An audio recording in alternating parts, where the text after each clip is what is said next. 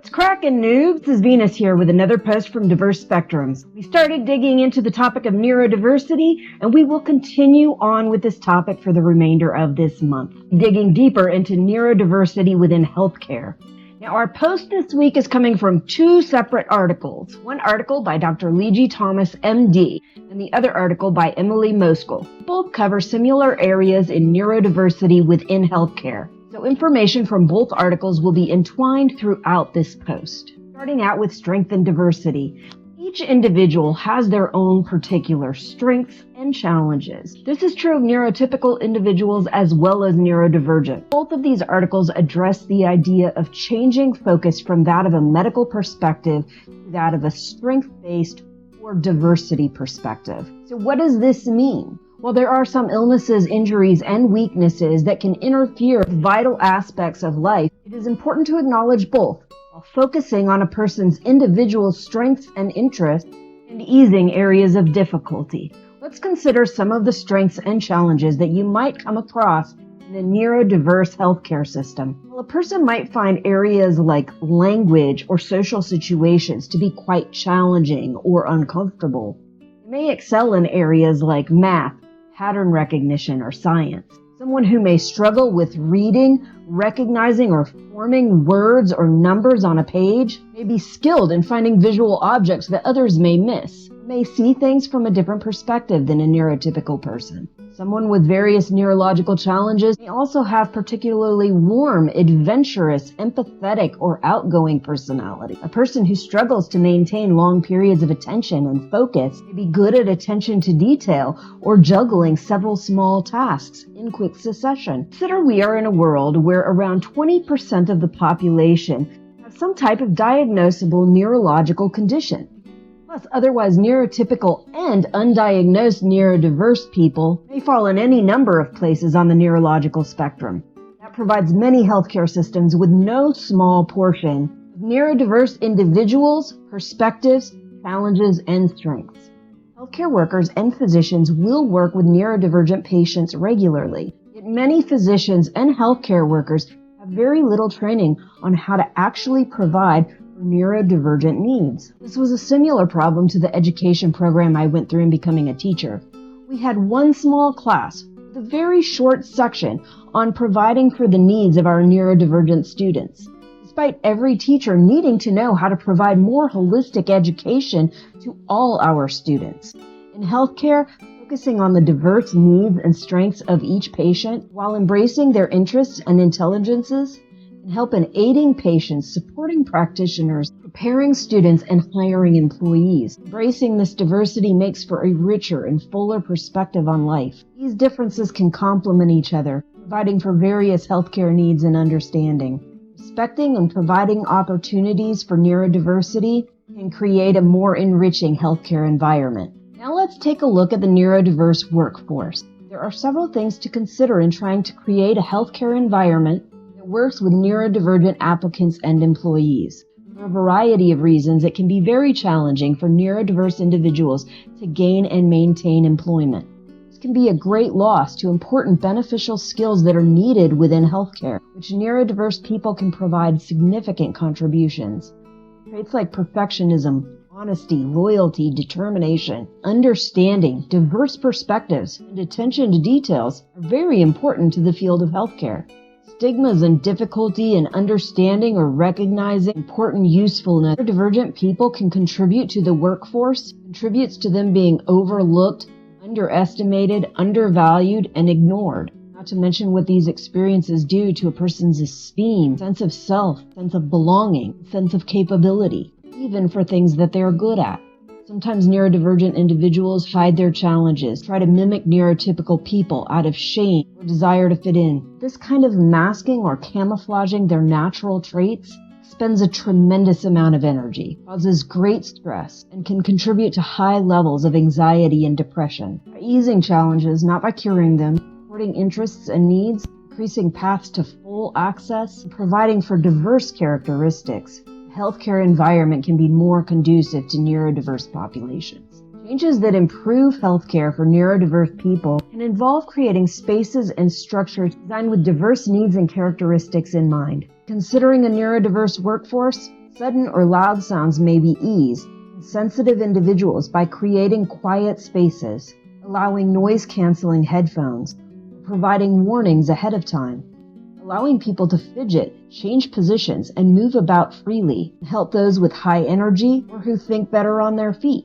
Clear, concise communication and instruction without sarcasm, veiled or coded messages, or implied meaning can be helpful to people who see things concrete and quite literally. Breaking instructions and tasks down into smaller parts can be helpful to those who struggle with longer, more involved tasks. Providing communication and instructions in multiple formats, verbally and visually, or whatever structure that works well for the individual, can be helpful for those with auditory, visual, and other processing and sensory issues. Preparing those who thrive on routine or do not handle change and explaining reasons for these changes can help them deal with and better cope when changes occur. Providing spaces where lights can be dimmed, temperature adjusted, noise minimized, can help with being overwhelmed, which can be good for sensory overload, as well as high stress and migraines. Providing more inclusive, holistic, and individualized training that addresses work and social expectations while recognizing that differences in approach and behavior may just be a part of a person's individuality or diversity is very important for both patients and employees. Ensuring that there are people who will enrich each person's path in pre-employment and employment through peer support and by clarifying the employment process before, during, and after each transition can help with support. Now let's focus on neurodiverse patients. There are also many considerations in creating an optimal healthcare environment for neurodiverse patients and their families. Many of these considerations may be very similar to those for the neurodiverse workforce.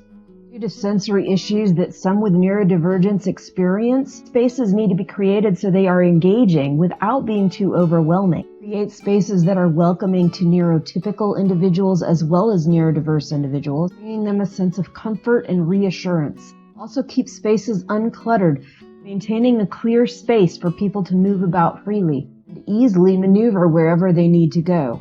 There may be spaces that they need to access quickly and easily for comfort or safety, like the outdoors, quiet, safe spaces with low stimulation, engaging play areas, comfortable reading spots, restrooms and resting areas, places where food and drink is available, places to go with comfort animals, environments where the people engaging with patients and their family are supportive and welcoming with all types of neurodiversity, being ready to help in providing comfort, answering questions, and bringing a feeling of safety. Improve the patient and family environment. Involve creating spaces and structures with their diverse needs and characteristics in mind. With that in mind, let's start focusing on some of those diverse needs, beginning by avoiding startling. Avoiding fast equipment that can move suddenly may avoid startling a patient or making them more uncomfortable. Automatic flush toilets can be a challenge to those with sensitive ears. I can attest to this, having to go in with my child's ears covered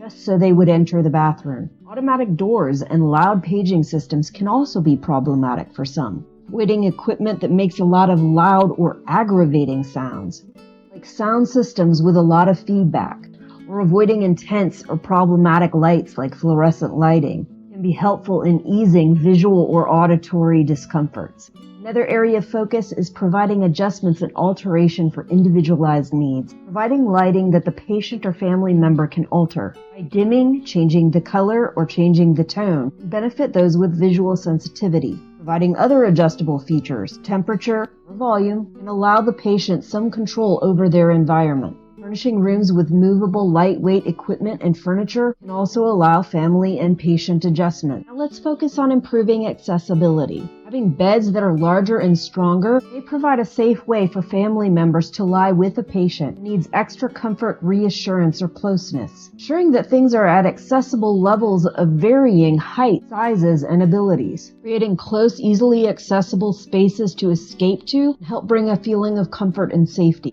Keeping spaces uncluttered, providing clear pathways to move about and easily maneuver wherever they need to go. bringing more convenient and comfortable ways to provide personal information, insurance payments, and medical information will help with paperwork that can bring about anxiety and unnecessary discomfort and distraction to both patients and their family members. Now let's focus on welcoming people, like creating a welcoming environment. People who are empathetic and understand how to work well with patients and families of all diverse needs and backgrounds is really important. Having care workers who are also neurodiverse may more closely identify with patients and better communicate with them. But understand they are also individuals and may not appreciate being singled out. Every case, consent is very important. For the patient and the provider, being cognizant and considerate of a person's individual private space can be very valuable to those who are sensitive to touch and other issues. Asking permission and gaining consent needs to occur at every transaction before any exam or procedure. Next, we'll focus on communicating and improving follow-through. Preparing for upcoming changes and explaining why can help those who struggle with change. Giving easy to understand, explicit instructions without sarcasm, innuendo, coded messages, or implied meanings can help build trust and better understanding for those who are literal. Providing simple descriptions of steps for exams and procedures before and during them can improve comfort levels and help with knowing what is going to happen. Providing communication and instruction in multiple formats, verbally and visually, or in whatever style works for the individual, can be helpful to those with auditory, visual, or other processing or sensory issues. Finding and explaining ways to help with planning and juggling varied needs can help manage appointments, medication, and other tasks. Appointment reminders through phone, text, email, calendar can help with both busy schedules and executive dysfunction. For example, a call the day before and notifications the day of. All right, I hope I didn't cover anything too challenging, and I hope it wasn't too confusing going back and forth between the two articles and kind of covering both employees and patients along with their families. That is all I have for you this week. I hope to see you next week when we'll be covering acquired and shifting neurodivergence. So this is neurodivergence that happens later on in life or changes and shifts later on in life. And remember, if you appreciate this video, give me a thumbs up. If you like, you can click subscribe. If you want more notifications, you can click all, and you'll get notifications anytime new content comes out. Bye.